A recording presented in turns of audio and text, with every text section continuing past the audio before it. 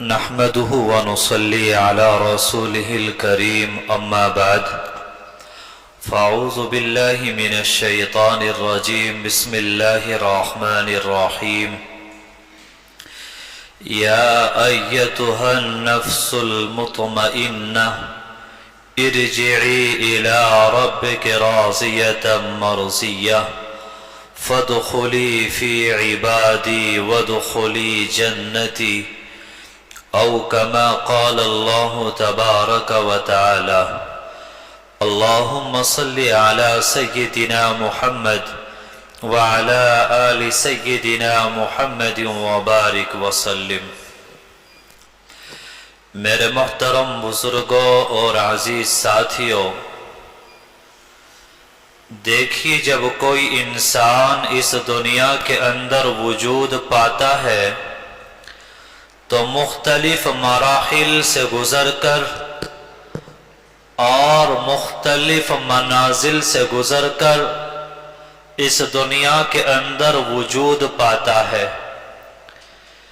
ٹھیک بالکل اسی طرح جب انسان اس دنیا سے جاتا ہے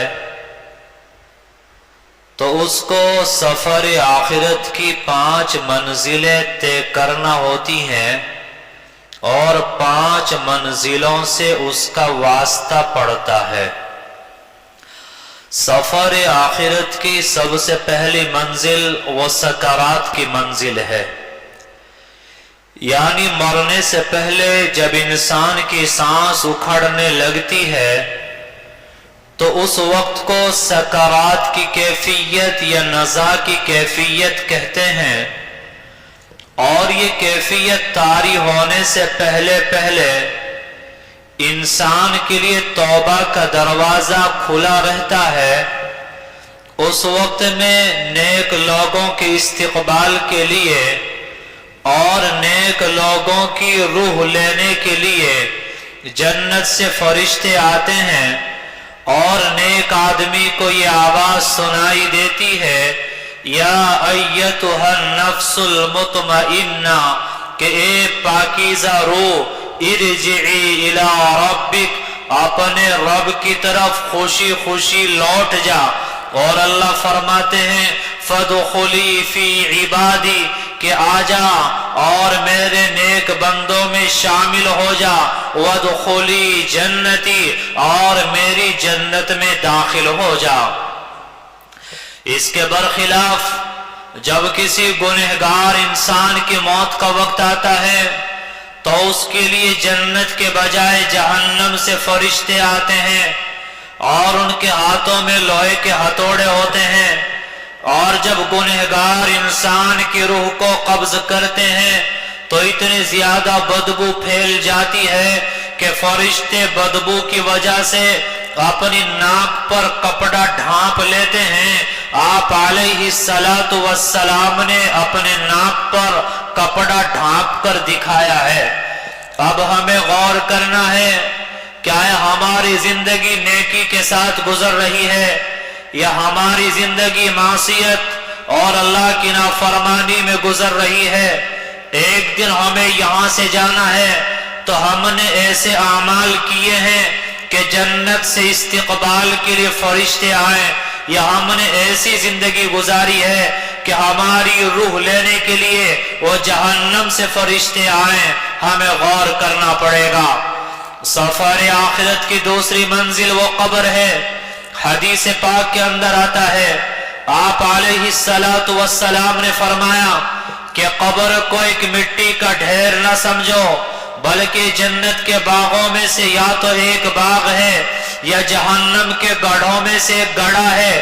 حدیث پاک کے اندر آتا ہے کہ جب کسی انسان کو قبر کے اندر رکھ دیا جاتا ہے تو قبر اس سے مخاطب ہو کر کہتی ہے کہ تیرا آنا مبارک ہو، بہت اچھا کیا تو نے کہ تو میرے پاس آ گیا۔ میرے اوپر جتنے انسان بستے تھے مجھے ان سب میں تجھ سے زیادہ محبت تھی، آج میرے حوالے ہوا ہے تو میرا سلوک بھی دیکھے گا۔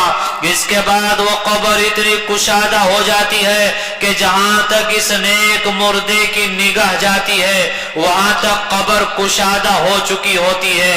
اس کے برخلاف جب کسی گنہگار انسان کو قبر کے اندر رکھا جاتا ہے، قبر اس سے کہتی ہے کہ تیرا آنا نامبارک ہو، بہت برا کیا تو نے کہ تو آ گیا، اور زمین پر جتنے بھی انسان بستے تھے ان سب میں مجھے تجھ سے زیادہ نفرت تھی، آج تو میرے حوالے ہوا ہے تو میرا سلوک دیکھے گا۔ اس کے بعد وہ قبر اتنے زور سے دباتی ہے کہ ایک جانب کی پسلیاں دوسری جانب میں گھس جاتی ہیں۔ آپ علیہ السلام نے اشارہ کر کے صحابہ کرام کو سمجھایا ہے۔ ایک مرتبہ حضرت عمر ابن عبدالعزیز رضی اللہ تعالیٰ اپنے کسی رشتہ دار کے جنازے کے ساتھ قبرستان تشریف لے گئے۔ وہاں آپ الگ تھلگ جا بیٹھے اور کچھ سوچنے لگے۔ کسی نے کہا کہ حضرت آپ اس جنازے کے ولی ہیں، آپ الگ تھلگ جا بیٹھے ہیں، آپ آخر کیا سوچ رہے ہیں؟ عمر ابن عبدالعزیز نے فرمایا کہ دراصل بات یہ ہے، جب میں قبرستان کے اندر آیا تو مجھے قبر سے آواز آئی اور کہا کہ عمر یہ کیوں معلوم نہیں کر لیتے کہ میں آنے والے کے ساتھ کیا سلوک کرتی ہوں؟ میں نے کہا کہ تو ہی بتا، تو آنے والے کے ساتھ کیا سلوک کرتی ہے؟ قبر سے آواز آئی اور جواب دیا اور کہنے لگی کہ جب کسی کو میرے اندر دفن کر دیا جاتا ہے میں اس کے کفن کو پھاڑ دیتی ہوں، سارا خون چوس لیتی ہوں، سارا گوشت کھا لیتی ہوں، اور جوڑوں کے ساتھ برتاؤ یہ ہوتا ہے کہ اس کے بازوؤں کو اس کے کندھوں سے جدا کر دیا جاتا ہے اور کلائیوں کو اس کے بازوؤں سے جدا کر دیا جاتا ہے اور اس کے دھڑ کو اس کی سرین سے الگ کر دیا جاتا ہے، رانوں کو ٹخنوں سے جدا کر دیا جاتا ہے اور ٹخنوں کو گھٹنوں سے جدا کر دیا جاتا ہے۔ عمر ابن عبدالعزیز رضی اللہ تعالیٰ عنہ نے یہ بات بیان فرمائی، آپ کی آنکھوں میں آنسو آ گئے اور رونے لگے اور فرمایا کہ دنیا اس کا قیام تو بہت تھوڑا ہے لیکن یہاں کا دھوکہ بہت زیادہ ہے، جو دنیا میں عزیز ہے وہ آخرت میں ذلیل ہے، اور یہاں کا جوان وہ بہت جلد بوڑھا ہو جانے والا ہے۔ آج میرے بھائیوں ہم لوگ مرنے کو بھول گئے، آج قبر کو بھول گئے، اور قبر میں قیامت تک کے لیے ہمیں پڑے رہنا ہے۔ آج یہ تصور ہمارے دلوں سے نکل چکا ہے اور ہمارے دلوں سے بالکل مٹ چکا ہے۔ سفر آخرت کی تیسری منزل وہ میدان حشر ہے۔ حدیث پاک کے اندر آتا ہے، آپ علیہ السلام نے فرمایا کہ قیامت کا ایک دن 50,000 سالوں کے برابر ہوگا۔ یاد رہے کہ کافروں کے لیے 50,000 سالوں کے برابر ہوگا، اور اہل ایمان کے لیے حضرت عائشہ فرماتی ہیں کہ فجر کی 2 رکعت سنتیں پڑھنے کے برابر ہوگا۔ جب قیامت کا دن قائم ہو جائے گا اور سورج سوا نیزے کے فاصلے پر ہوگا اور بڑی تیزی کے ساتھ تپش اس کے اندر بہت زیادہ ہوگی، اور ہر کسی کا جو گنہگار انسان ہوں گے ان کے دماغ اور مغز وہ ہانڈی کی طرح پک رہے ہوں گے۔ فرمایا کہ کسی کو ٹخنوں تک اور کسی کو گھٹنوں تک، کسی کو ناف تک اور کسی کو گلے تک پسینہ آیا ہوا ہوگا اور کوئی پسینے میں ڈوبا ہوا ہوگا۔ فرمایا کہ یہ پسینہ ہی نہیں ہوگا بلکہ پسینے میں غرق ہوگا اور پسینے میں جل رہا ہوگا۔ آپ علیہ السلام نے فرمایا کہ اس دن کسی بھی انسان کے قدم اپنی جگہ سے نہیں ہٹ سکیں گے جب تک 4 سوالوں کا جواب نہ دے دے۔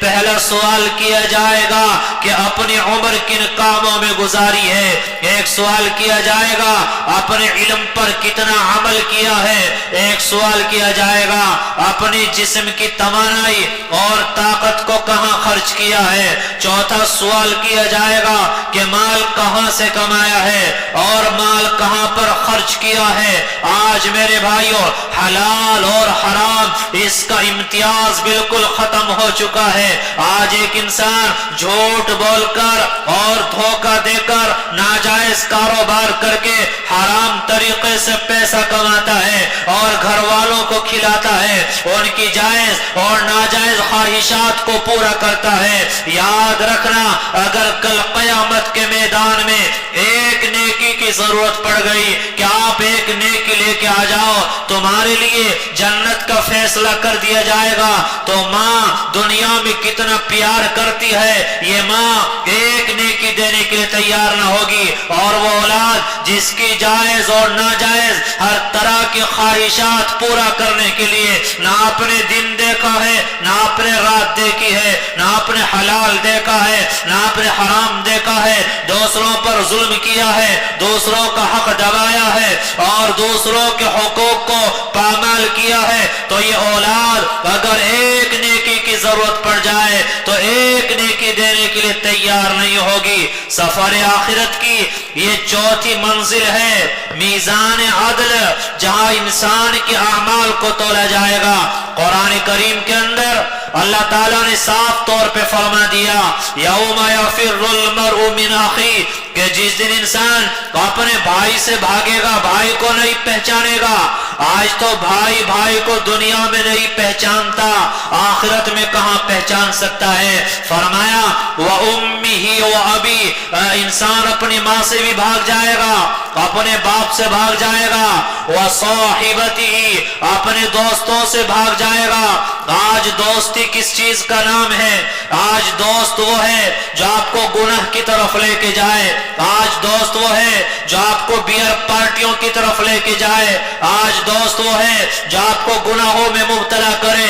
آج ہماری دوستیاں کیسی دوستیاں بن کے رہ گئی کہ دوست اگر گناہ کرنے کے لیے جا رہا ہے تو دوستی کے نام پر آپ کو ساتھ لے کے جا رہا ہے، آپ کی دنیا بھی برباد کر رہا ہے، آپ کی آخرت بھی برباد کر رہا ہے۔ ارے وہ آپ کے کہنے سے مسجد میں نہیں آ سکتا، وہ آپ کے کہنے سے نیک اعمال نہیں کر سکتا، وہ آپ کے کہنے سے اپنی آخرت کو نہیں سنوار سکتا۔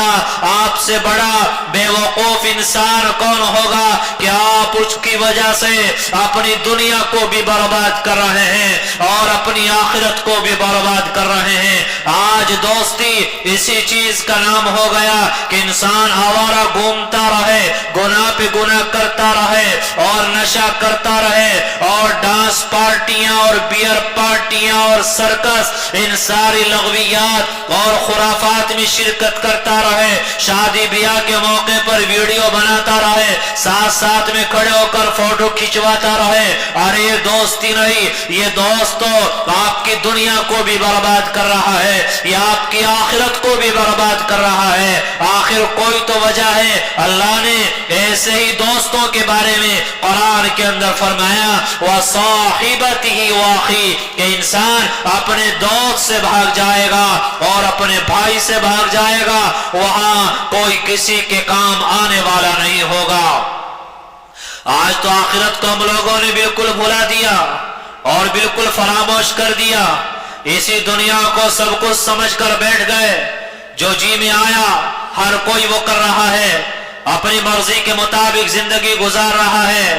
ذرا سی خوشی کا موقع آ جائے ہم شریعت کو بھول جاتے ہیں، ذرا سا خوشی کا موقع آ جائے، گھر میں کوئی شادی بیاہ کا پروگرام ہو، ہم اللہ کو بھول جاتے ہیں، اللہ کے احکام کو بھول جاتے ہیں۔ برادری کو خوش کیا جائے گا، دوستوں کو خوش کیا جائے گا، لیکن اللہ کو ناراض کیا جائے گا۔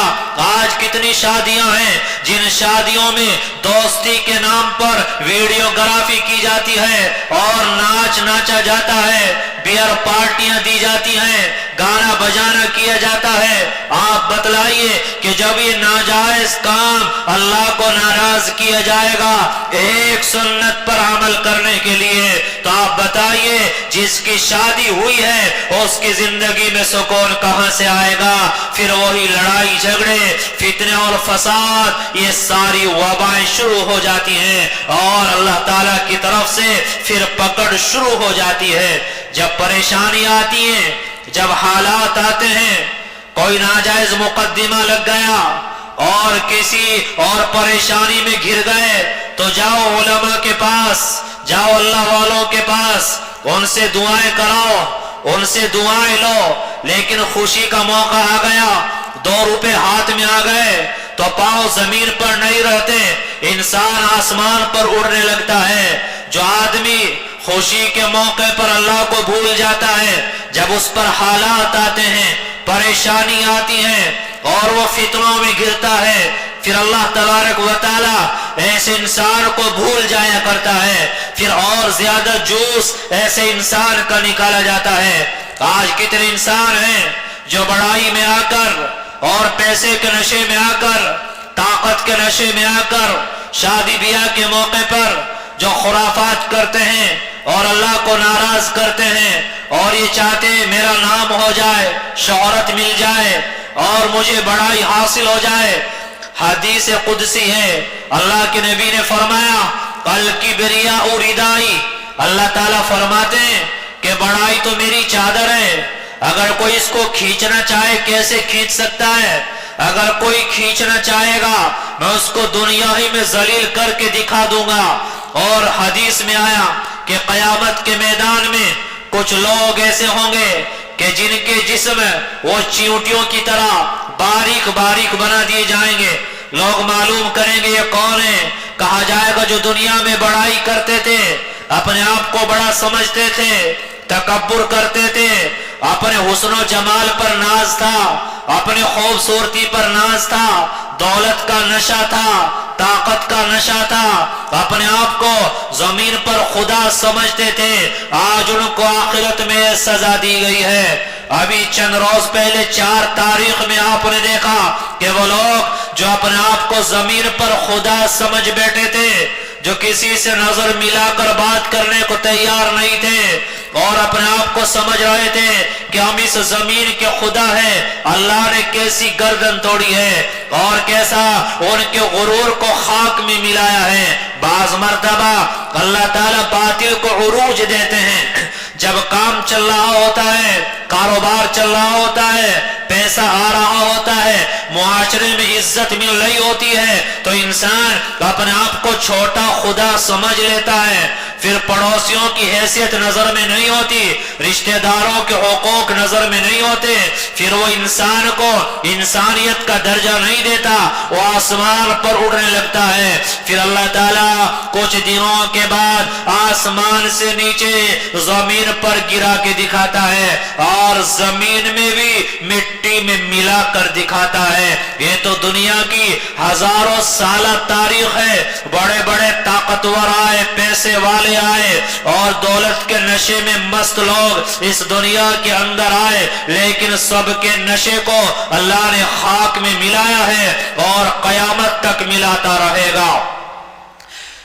جب انسان کے پاس پیسہ آ رہا ہو، کام کاروبار چل رہا ہو، 2 روپے اس کے پاس جمع ہو گئے ہوں، انسان کا اصل امتحان اس وقت ہوتا ہے، اللہ کی طرف سے آزمائش اس وقت آتی ہے۔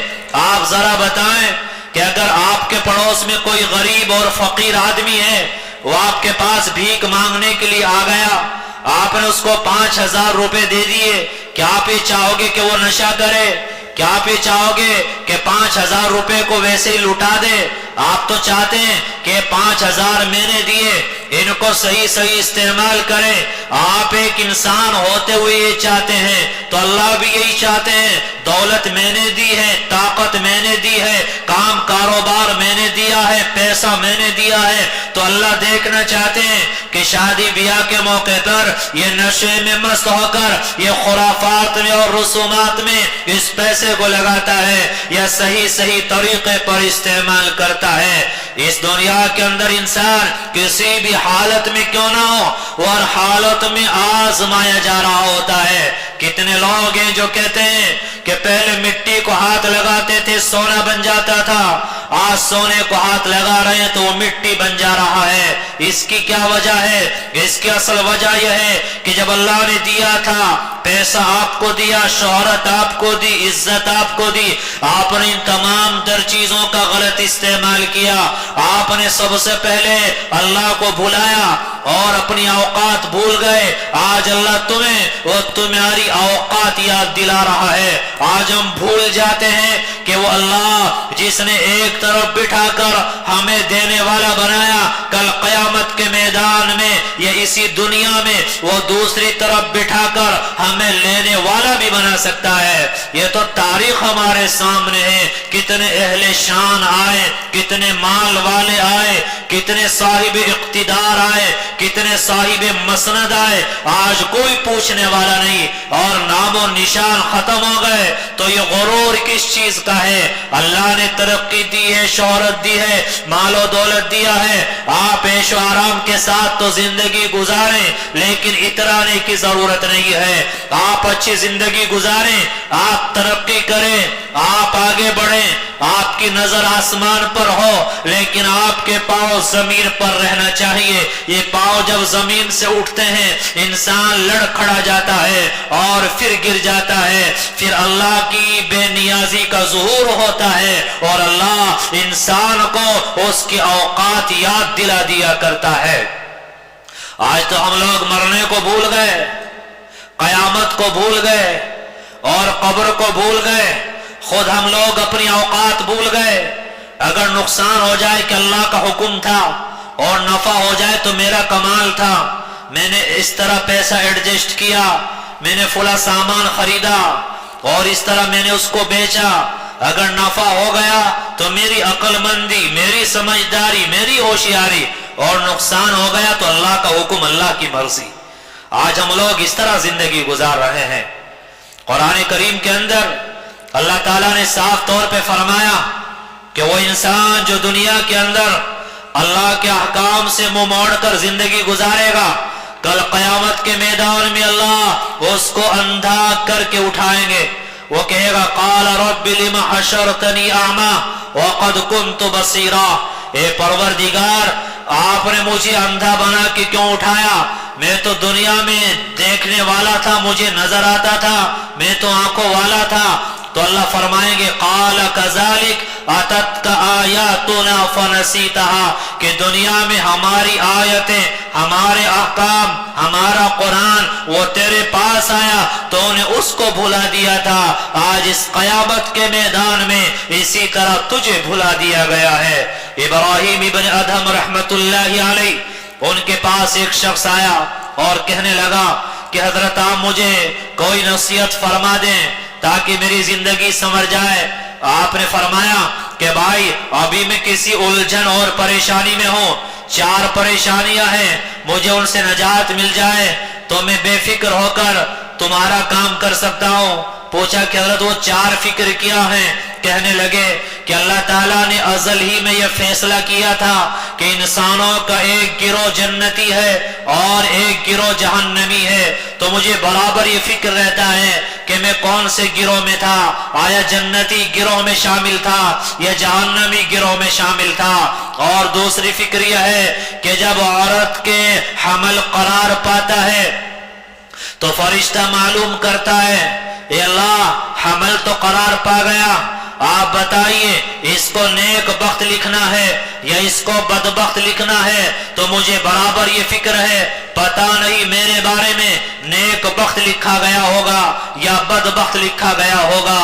اور تیسری فکر یہ ہے کہ جب انسان کی موت کا وقت آتا ہے اور اس کی روح کو نکالا جاتا ہے تو جب روح نکال کر لے جائی جاتی ہے تو فرشتہ معلوم کرتا ہے اے اللہ بتائیے اس روح کو نیک روحوں کے ساتھ رکھا جائے یا بری روحوں کے ساتھ رکھا جائے، مجھے پتہ نہیں کہ میرے بارے میں کیا فیصلہ کیا جائے گا۔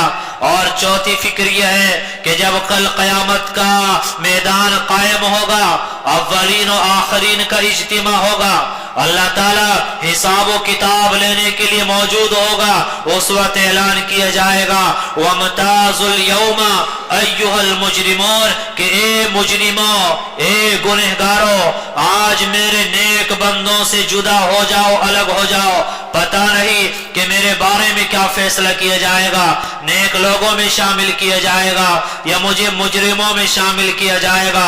ابراہیم ابن ادہم وہ اللہ کے بڑے ولی ہیں، اللہ کے عشق اور محبت میں انہوں نے بادشاہت کو چھوڑا ہے، وہ اس طرح گھبرا رہے ہیں اور ان پر یہ فکر سوار ہے۔ میرے بھائیوں، ہم تو مرنے کو بھول گئے، یہ چار چیزیں ان سے تو ہمارا بھی واسطہ پڑنا ہے، ہم تو اس کو بھی بھول گئے اور یہ دنیا کی چند روزہ زندگی ہم اسی میں مست ہو کر رہ گئے۔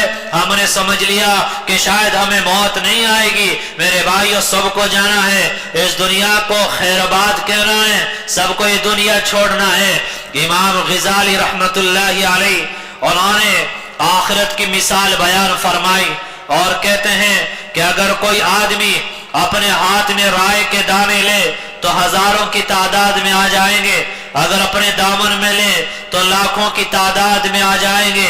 فرماتے ہیں کہ اگر رائے کے دانوں کا ایک ڈھیر اس زمین پر لگایا جائے اور ڈھیر لگاتے لگاتے اس ڈھیر کو آسمان تک پہنچا دیا جائے، پھر آسمان سے ایک پرندہ آئے اور وہ ایک دانہ اٹھائے، پھر 1000 سال کے بعد دوسرا پرندہ آئے اور وہ ایک دانہ اٹھائے، یعنی ایک 1000 سال کے بعد ایک ایک پرندہ آتا رہے، ایک دانہ اٹھاتا رہے، ایک وقت آئے گا کہ سارے دانے ختم ہو جائیں گے اور آخرت کی زندگی ختم نہیں ہوگی۔ تو ہمیں غور کرنا پڑے گا کہ یہاں ہمیں چند روزہ رہنے کے لیے آئے، بطور امتحان اور آزمائش کے ہم لوگوں کو یہاں بھیج دیا گیا۔